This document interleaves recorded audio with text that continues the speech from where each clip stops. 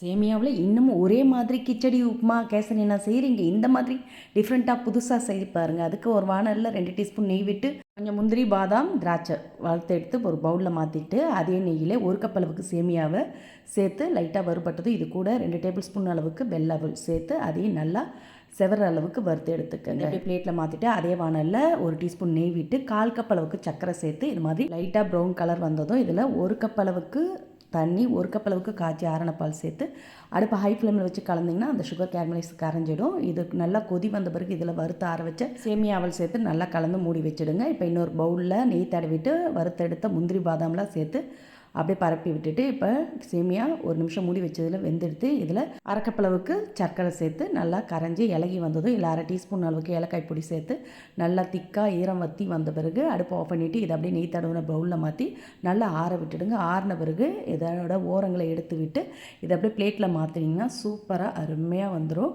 இதை வேணுன்ற சைஸில் கட் பண்ணி மாலை நேர உணவாக இது மாதிரி டிஃப்ரெண்ட்டாக செஞ்சு கொடுங்க.